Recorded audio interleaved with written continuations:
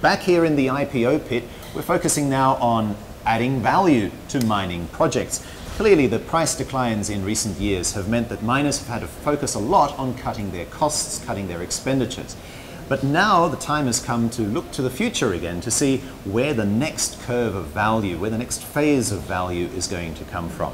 And to help us answer that question, we're joined by Andrew Hall, who's AMC Director and Principal Mining Engineer. Hi, Thanks Mark. very much Nice for to be making here. the time, and congratulations on the launch of AMC Consultants in Singapore. It's a very exciting time for us, so thank you very much. Well, it is, but on the other hand, you could say, well, the prices are in a decline, and a lot of the costs had to be taken out of the mining sector. Where do we go from here? Well, it's very true, and I think that period of instability, unfortunately, isn't completely behind us. But although there's a lot more stability within the minerals industry at the moment, it's been interesting that the reaction from the mining companies to cut costs was absolutely necessary with those rapid decline in commodity prices. But in some cases, some of the companies might have gone a little bit too far. And I think the next opportunity now is to really look at strategy, to reassess what is going to extract the most value from their mineral assets, what strategic plans, how they can look at their production, right-sizing their operations to get the best returns they can from their mineral assets. Okay, so a couple of questions immediately spring to mind. First, how do you know that actually the prices have bottomed and now is the time to look at growth? I would certainly never try and predict that the prices have bottomed, but I think the risk of another major collapse in commodity prices is certainly lessened. And that's what caused, I guess, the industry to react so quickly. So things have got to a point now where I think that the opportunity is looking at value creation, looking at that strategy and margins.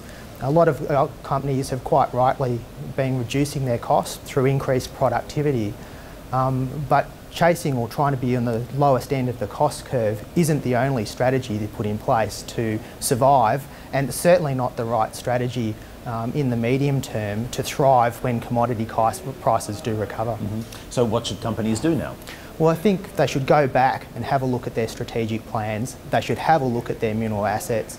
They should be thinking about right-sizing those operations to ensure that they're maximising the value from the mineral resources that they're mining.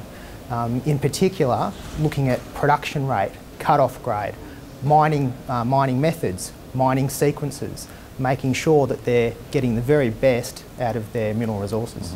How much investment is required to take advantage of some of these value-added opportunities you referred to?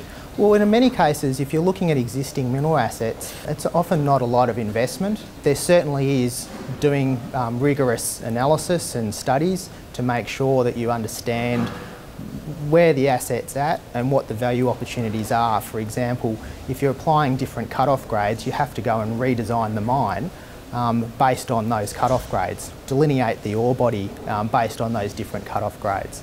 And that's a really important part of work. So there's quite a bit of technical work that's required to go through and really, I guess, prepare a comprehensive, rigorous analysis to understand what the best strategy is. Very interesting. Earlier on you said that in some cases the cost cuts have gone too far. Yeah. So where do you think, beyond the fat, some of the meat has been trimmed?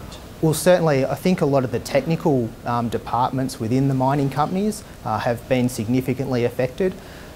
So there's been a lot of exodus of really good, experienced technical people from the mining operations with great knowledge of the ore bodies and the mineral assets.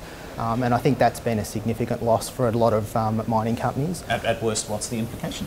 Well, the implication is that if you don't have good technical people that understand the mineral resources that are being mined, you're not going to be preparing good, robust strategic plans. And if you're not preparing good, robust strategic plans and implementing at the operations level so that the operations are aligned with strategic intent, you're certainly not going to be able to maximise the value out of your resources. Now, you live and breathe mining, you talk about it every day in the office, and now including in your new Singapore office. What are you now waiting for? What is the signpost for the next big uptick where you would say to your clients, beyond cutting costs, beyond adding value, now's the time to go big? Well, I think in many ways the message that we're sort of talking about with strategic planning and optimisation isn't about going big. In fact, in many cases it's the exact opposite. being more selective about what's being mined, not chasing economies of scale and low unit costs, but focusing on margins. Because the unique thing about the minerals business is the fact that it's not a manufacturing plant.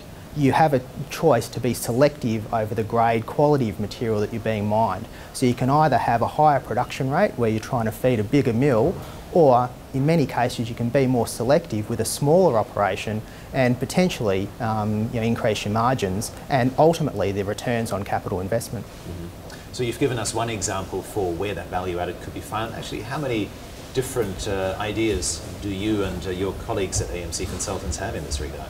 Well, I think with the amount of experience we have, they're never ending from a technical viewpoint. I guess with having good experienced people going and looking at a mineral asset, understanding what the difficulties and challenges are and being able to advise on the next steps to create value and ensure that the operation is robust and is basically reducing the volatility and being an effective operation.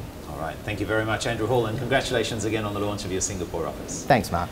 And let's now have a look at some of the festivities here at the Singapore Exchange, where AMC Consultants has just launched its Singapore office. Back in a moment.